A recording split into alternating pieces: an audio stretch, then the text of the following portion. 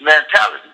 But one thing I like to tell the brothers when, they have that envy and that envious and that jealousy, there's two types of crabs. You got the crab in the barrel and you got the crab in the ocean. The crab in the ocean don't never try to pull the crab in the ocean down. It's only the crab in the barrel. Yeah. So if you really want to expand your horizon, if you really want to go to the next level, and I talk about this in my book, The Art of Human Check, which could be purchased on iTunes. And I'm not trying to sell my book, but it's just relevant to what I'm saying. Yeah. I talk about this in the book. If you really want to rise to that next level, as a human chess player, you have to expand your horizon. You have to go to larger regions. You got to go beyond your region. You got to go beyond your demographic, beyond your local interest, and take it to the next level and experiment things on another level.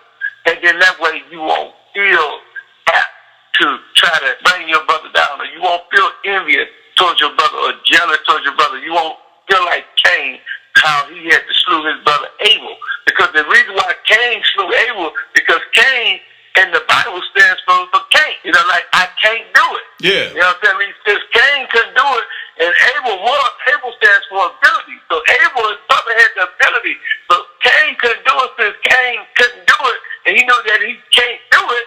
He was mad at his brother because his brother was able, and he was able to do it. He had ability, so he slew his brother. He killed his brother because his brother had the ability, and he didn't. You know what I'm saying? And that's the same mentality that we see in our community today. Some of our brothers have that cake mentality. They're just like Cain. So they want to kill the brother that got the ability. Yeah. You know what I'm saying? That's the good, that can play the basketball, that can rap real good. They want to take that brother out because they're mad because he's in a position that they're not. So yes, it's because of king ambition that we act the way we act, that we hate on ourselves because we want to be number one. And we don't realize that, the world is big and God ain't going to put nothing on neither one of us that we can't bear. Yeah. God built each and every one of us unique. Why would you want to be a cheap copy of Pimpin Ken when you could be a good original of who you are? And one thing about God, when God built you, he built you just like when the architect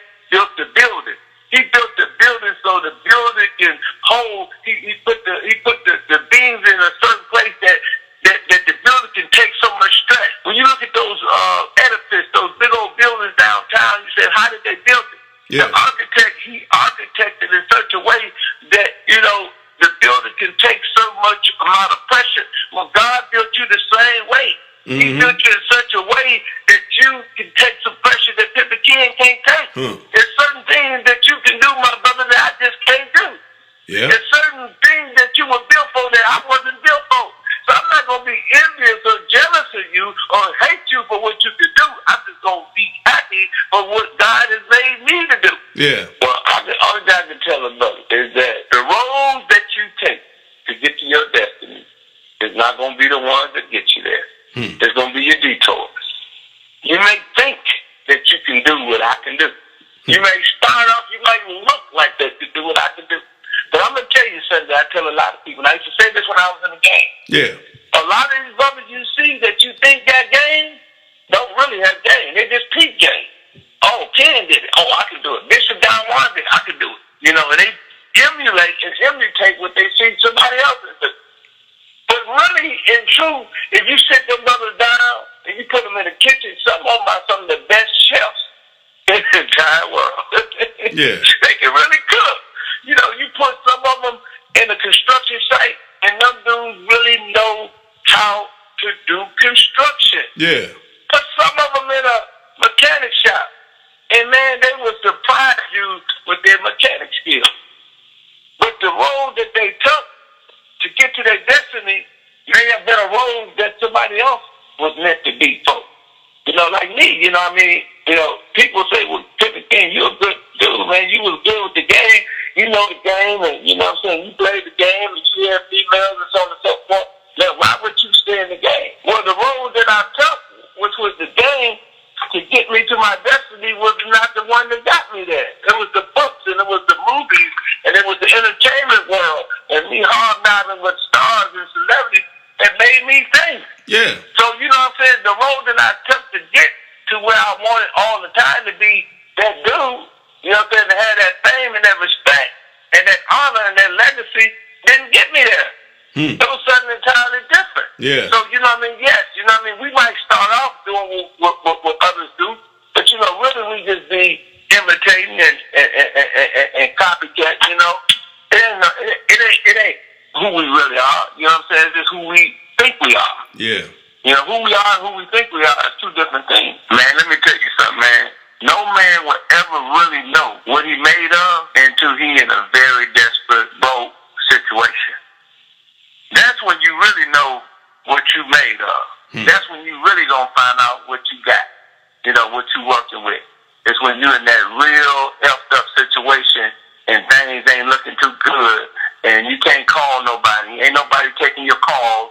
You ain't got nothing to pawn. You ain't got no bank accounts, no credit cards. You just you and your broke ass. You can't call the females that you used to talk to because all of them chose up with somebody else other than you and your broke ass. What do you do then? What do you muster? Where do you get that strength to overcome? Where do you get that strength to say, no matter, despite the situation that I'm in, I'm still going to make it. Yeah. Even though I can't call on my friends, I'm still going to make it. Even though my mama won't even take my calls because, you know, when I was rolling, I was balling, I was treating her like she was nothing. Now she won't even let me come and sleep on her couch. I'm still going to make it. Even though my brother, who I gave money to, and I let him roll with me, and we drunk together, and we stripped champagne, we went to the party, and we cooked it at the club, this fool won't even call me because he done squared up, and his wife won't even let him talk to me because she said, your brother ain't living right. I'm still going to make it. Yeah. So that's what you got to understand. You understand me? That you would never know what you cut off or what cloth you cut from until you're in that situation. You know, because it's easy to say what you're going to do when you're on top. It's easy to say what you're going to do when everything is going swell. But what you're going to do when all hell breaks out, when you inhale in high water. Yeah. You know what I'm saying? Water is at your nose. One more inch and you're dead. You know what I'm saying? That the fire's up under your feet and the fire's sucking your body. And ain't nowhere to go and you don't have an extinguisher. What you going to do? Huh? What you made of?